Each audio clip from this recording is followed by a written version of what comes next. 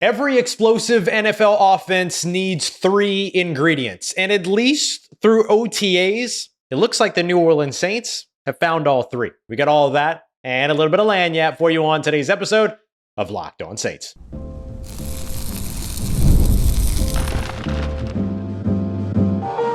You are Locked On Saints, your daily New Orleans Saints podcast, part of the Locked On Podcast Network, your team every day.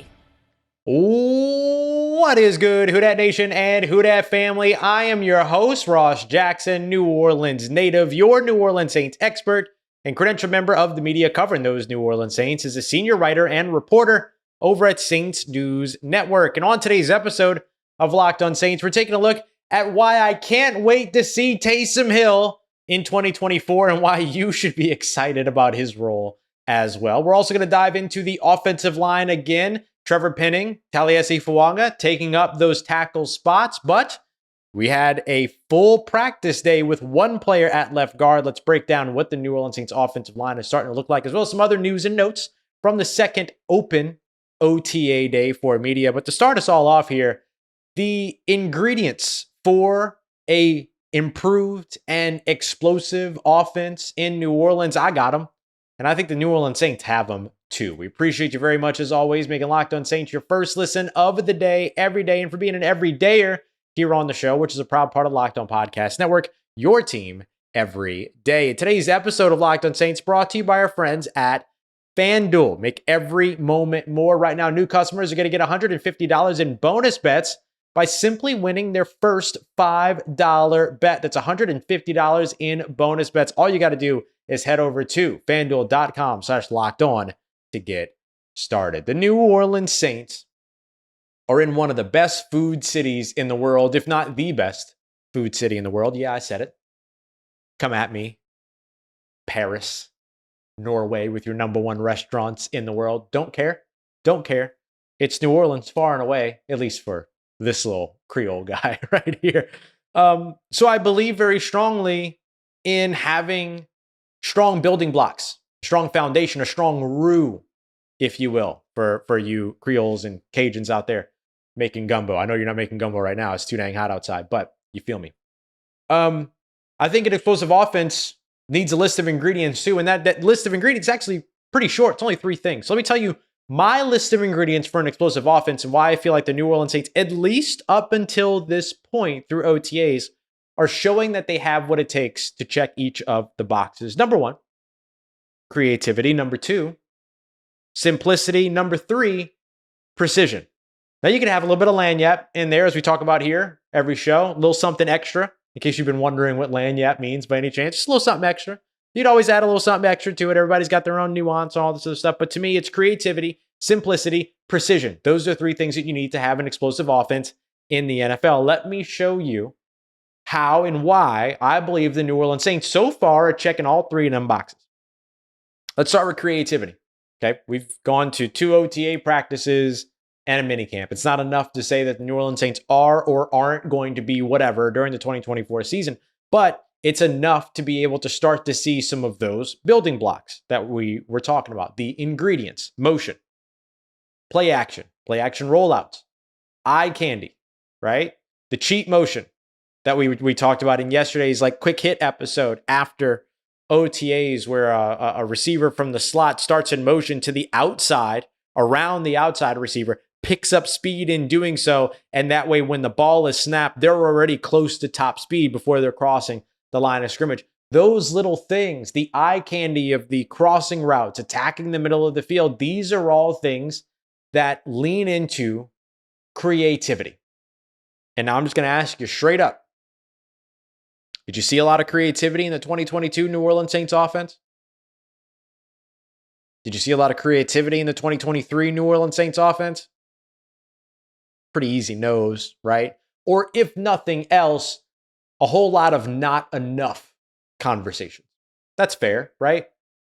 I don't think that that's going to be the case for the New Orleans Saints here in 2024. It certainly hasn't been so far through OTAs and rookie minicamp. We'll see how things continue. Let's go to ingredient number 2 here, simplicity. This is really tough because you want to make the offense as complicated for the defense as possible, but the real key to having an explosive offense is for your offense to look complicated while being simple to run. Here's how the New Orleans Saints are achieving that so far. Shorten play calls. Okay. That's a big one, right?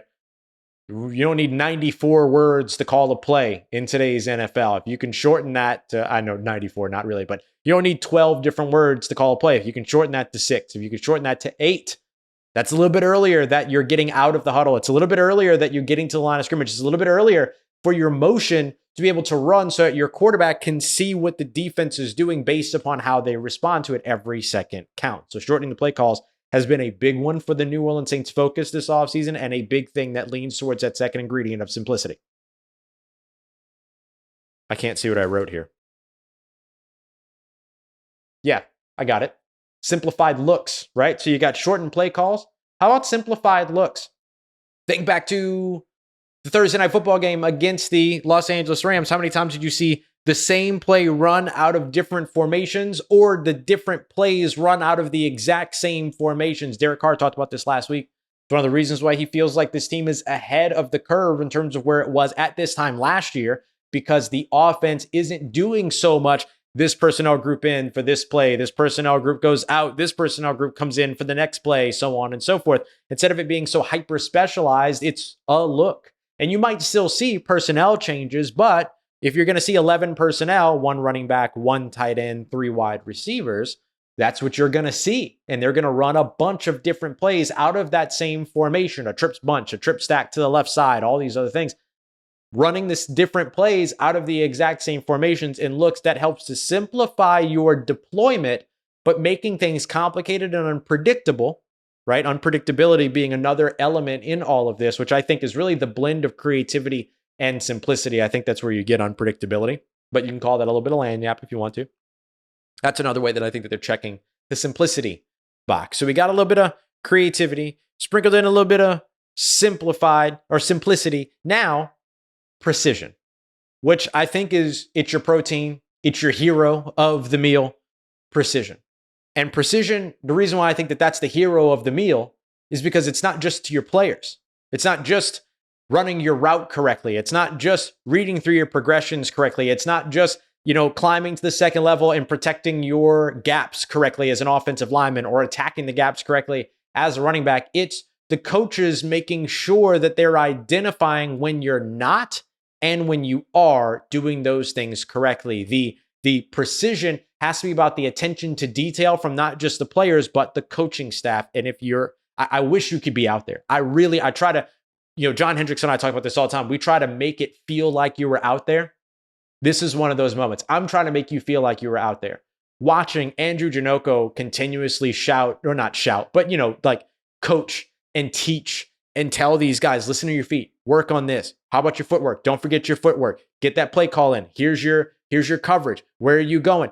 Communicating constantly. Keith Williams celebrating the good things, but letting you know when you're doing something wrong, making you do it again. All those things. Clancy Barone constantly communicating, not just with the tight ends, but with the pass catchers and everybody else that's around him. This is different for the New Orleans Saints. And you're going to have a lot of doubters out there who are going to say, well, it's just OTAs, it's just minicamp. This doesn't matter until they get out on the field. Fine, sure, great. But if you want to see things different on the field, you have to see things different at the practice facility first. And things are different at the practice facility. In this list of ingredients, I have not been able to check off for the New Orleans Saints. In the past, I'll say 3 seasons. Creativity, simplicity, precision with a little bit of lagniappe. That's what the New Orleans Saints offense is looking like right now. And ideally, that translates to the game. So if you're looking for the building blocks, if you want to know where the New Orleans Saints are right now, I will say they have gathered all of these ingredients. Now let's just make sure they get the salt right. You know what I'm saying? Coming up next, let's take a look at the offensive line, because boy, was there a play that Trevor Penning wants back, and was there a play that Taliese Fuaga just looked the part, as well as, of course, we look like we have a front runner at left guard for the New Orleans Saints. We got all that coming up for you as we continue on with today's episode of Locked On Saints, part of Locked On Podcast Network, your team every day. Today's episode of Locked On Saints brought to you by our friends at FanDuel, and there's no better time to get in with FanDuel than right now, because it's winner take all time in the NBA and in the NHL. The Dallas Stars look like the best team on ice right now. The Dallas Mavericks also look good. If you're in the Dallas area, you are having a time right now when it comes to the NBA and NHL playoffs. But look, it doesn't stop there when it comes to FanDuel. They've got WNBA odds as well. The New York Liberty have been lighting it up all season. And right now, 13.5-point favorites against the Phoenix Mercury tonight. Why am I telling you about that? Well, because you might not typically want to go after the big favorites, but with the promo that FanDuel is running right now, this game is perfect. Because right now, new customers are going to get $150 in bonus bets by winning any $5 bet. So go put $5 down on a heavy favorite like the 13.5-point favored New York Liberty and walk away with $150 in bonus bets that you can then use on spreads, money lines, player props, and much more. So visit FanDuel.com/locked on to get started and make every playoff shot count. FanDuel, America's #1 sportsbook. All right, family. The New Orleans Saints offensive line looks to be taking shape here throughout OTAs, but still a lot of ground to make up as Trevor Penning is adjusting over to the right tackle spot. And there's a big play that I know he would love to have back from an otherwise pretty clean practice. We appreciate you very much. As always, making Locked On Saints your first listen of the day every day. Don't forget to go and check out Locked On Sports Today's 24/7 stream as well. You know, everything going on right now with the NBA playoffs, the NHL playoffs, WNBA, so much happening around the world of sports right now. You want one place to go where you can catch all of the big national stories from the local experts that know those teams the best. Well, Locked On Sports Today is for you. You can find it for free on YouTube and also on the free Amazon TV channels app as well. Proud part of Locked On Podcast Network, your team every day. Boy, does Trevor Penning want a snapback. Who does he want a snapback? He had one snap during Tuesday's OTA day 4, the second OTA that was open to media, where he got beat around the right edge. He was still playing right tackle around the right edge by Carl Granderson. So look, if you're going to get beat by anybody, you might as well get beat by the team's best pass rusher. Okay. And yes, Carl Granderson is the team's best pass rusher right now. So I'm not going to hold this one against Trevor Penning, but I know he wants that snap back big time. Gets beat around the right side. What would have probably been at least a pressure on Derek Carr could have been a sack. It ended up turning into where is it? It ended up turning into a big completion to A.T. Perry over the middle of the field, who was almost sang it, but all by himself. Y'all don't want to hear me sing. And I know he would want that one back because otherwise he had a pretty clean practice, y'all. One thing that I will say is that in the run game, he had a couple ones where he ended up on the ground, didn't really get to finish the play, maybe finished one play a little bit too aggressively, got heard some shouts from some of the defensive coaching staff over that and everything. But I mean, outside of that, just, aggressive in nature. He's moving well, all these other things.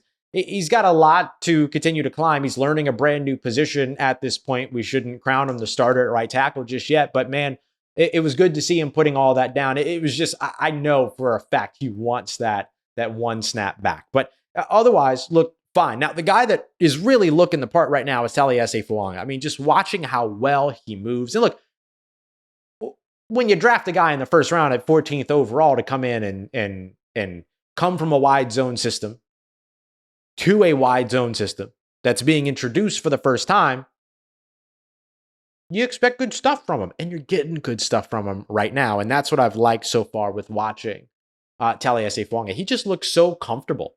And this is a guy too. Remember, he had the short arm stamp. That was me stamping. The short arm stamp coming in, 33.5-inch arms or something like that.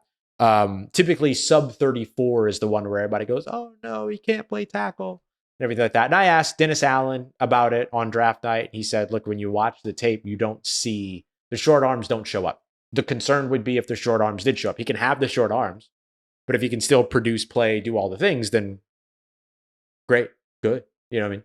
And I think that's what you're seeing from Taliese Fuaga. Not only has he moved from right tackle to left tackle, but he looks really comfortable at left tackle as well. So the Saints might have gotten their new starting left tackle in Taliese Fuaga. Both Trevor Penning and Fuaga, they're settling into left tackle, right tackle and everything like that. Trevor Penning told media in the locker room as well that he's excited about the change, feels like he can really start to pick it up, all of those other things. And it looks like he is picking it up.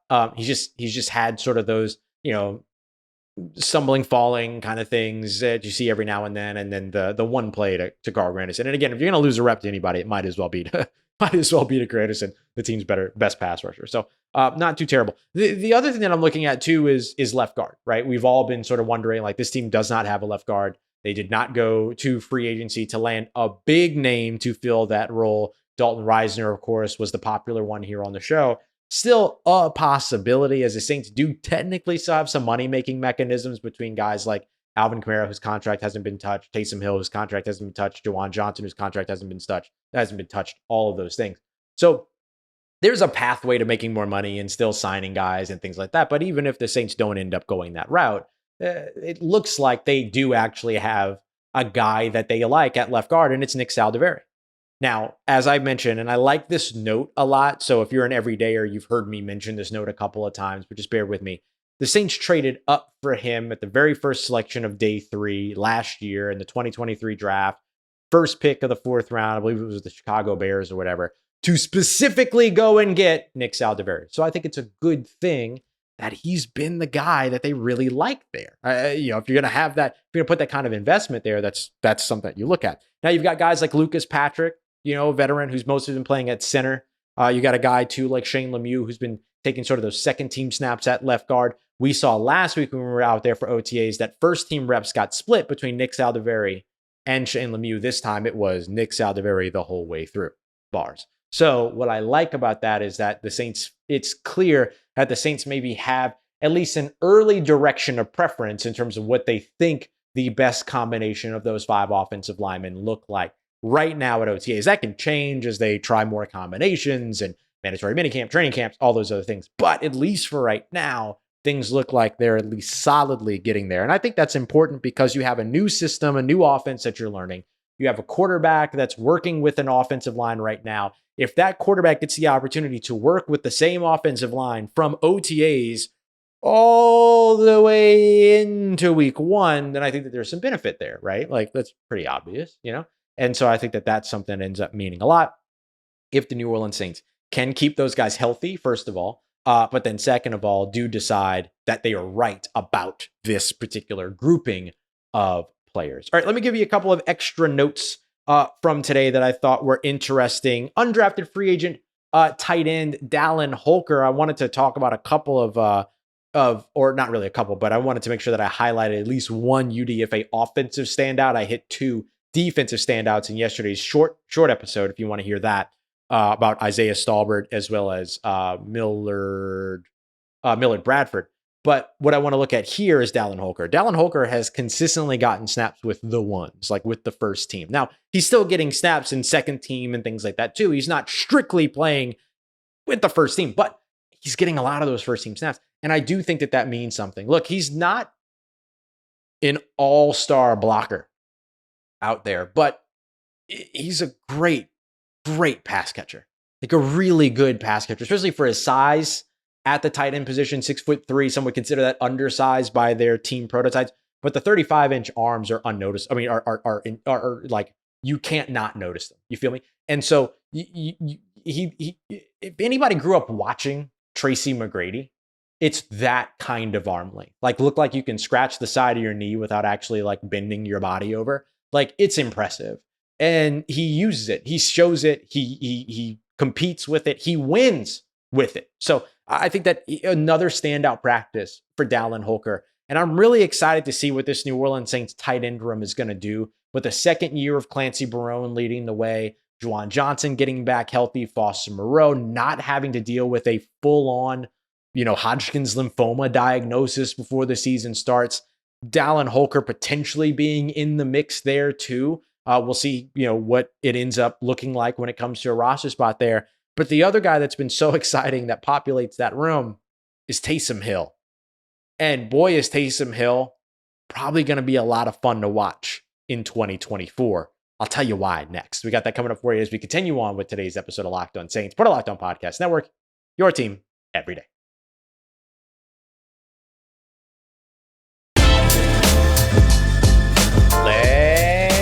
get it, Who Dat Nation, boy. It sure looks like Taysom Hill's going to be a lot of fun to watch in 2024, and I'm here to tell you why. Don't forget, we are your team every day here on the Locked On Saints podcast. We appreciate you very much for being here. We'll be right back tomorrow, and especially if you want to hear a little bit more about some of the other UDFAs that have been standing out, we're going to dive into a bit more of that tomorrow, and then looking a little bit deeper at sort of what we're seeing scheme-wise in OTAs and how it can translate out to the field. I had a blast doing that last week. Would love to do that again. So might make that a little bit of the rhythm here during OTAs, mandatory minicamp coming up in June, all that other stuff as well. But I want to focus on Taysom Hill here. Look, you're going to see a lot of people talking about Taysom Hill lining up at fullback. It's not new. It's not new. The New Orleans Saints have been using Taysom Hill at fullback for years already. And we've seen that in training camp. We've seen that in games and things like that. So I don't want to like overhype like who Taysom Hill is going to be in this offense and all these other things. But what I can overhype and what I'm okay hyping up is what Taysom Hill has already been to this offense for years now, years and years and years, because he has been a massive part of what the New Orleans Saints do, especially from a scoring perspective, right? Like top 3 in the past few years in terms of scoring and all these other things, top 2. But the thing that I think is so interesting about watching his usage, it's not that he's lining up at fullback. It's not that he's lining up as a tight end. It's that he is a focus, okay? He's a focus in what the New Orleans Saints are doing so far through OTAs. Derek Carr threw 4 passes to start off his 7-on-7 drills during OTAs. The first of which was on a shallow cross to Taysom Hill coming out of the like slot in line, tight to the formation, kind of tight end spot. Second went to Jamal Williams over the middle on an angle route. Angle route's back. Third went short middle area to Juwan Johnson with Alontae Taylor in coverage. Great catch by Juwan Johnson on that one, because Alontae Taylor was competing for that football.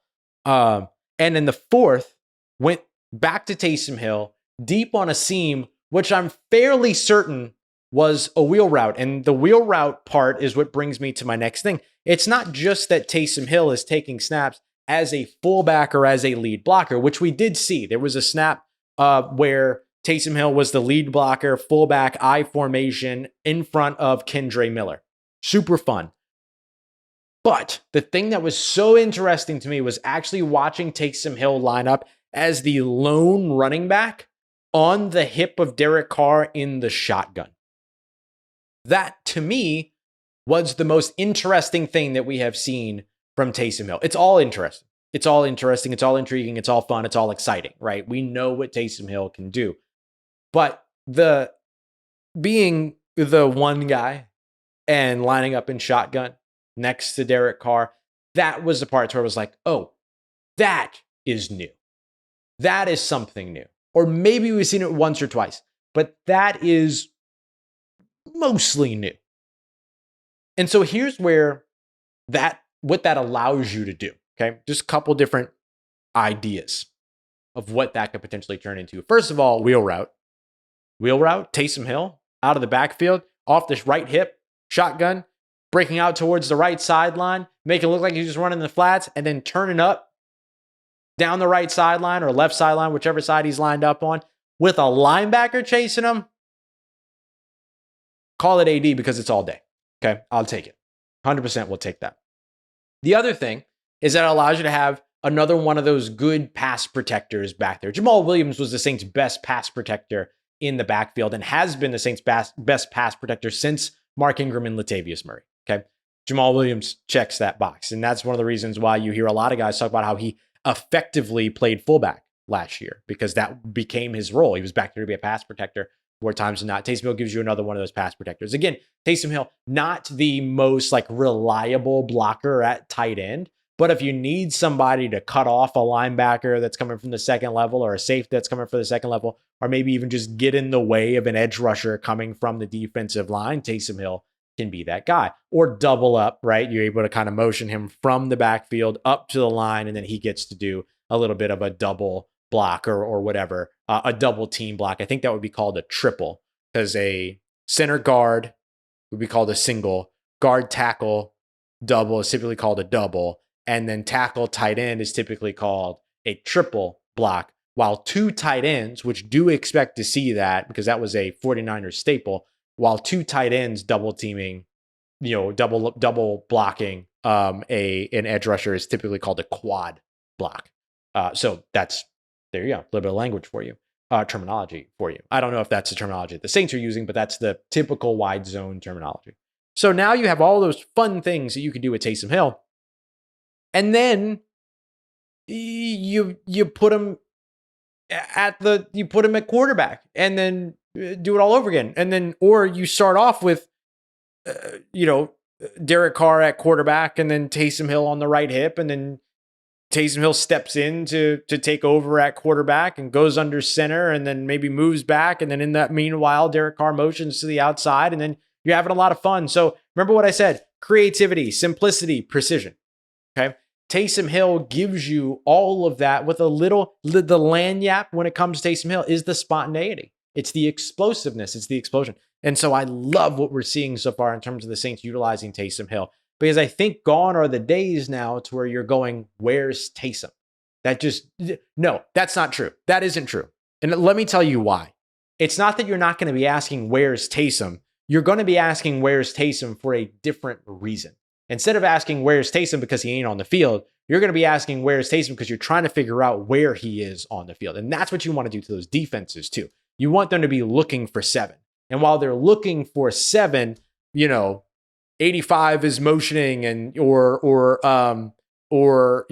16 or 12 or Bud Means or Chris Olave are doing a motion in and then out to get a running start to fly off the line of scrimmage and stuff like that. But the safety or the linebacker is so busy looking for number 7 that they don't get just enough depth. And then you take advantage of that because your offense is precise. You see what I'm saying? There's creativity, there's simplicity, there's precision, and Taysom Hill just aids in all of it. So I'm really, really, really excited to see what the Saints do with Taysom Hill this offseason. He said that he and Clint Kubiak had a great conversation over the course of the offseason. One of the things that I appreciated about Taysom Hill's comments there was that he said that they had a frank and positive conversation. So things were made very clear. There was no, dangling a carrot in front of Taysom and saying, maybe if you do this, you get more quarterback stats, blah, blah, blah. No. They just straight up had a conversation about what it is that he's doing. And then Taysom also said,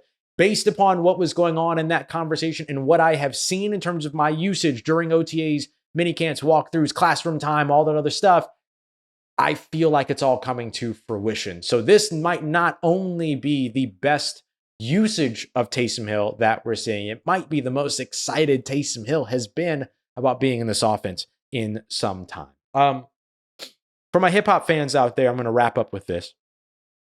I just wanted to note that so far it's 2-0 when it comes to Kendrick disses versus Drake disses being played at practice. Like that was played last week, Euphoria was played this week. So I'm just saying. I'm just saying.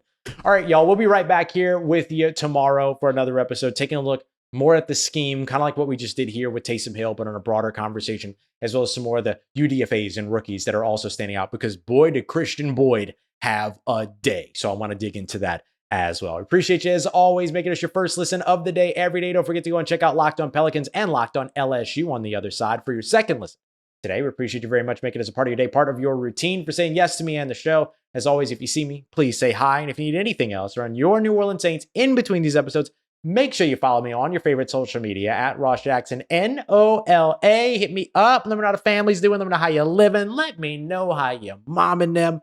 And trust Who Dat Nation, I'll holla at you.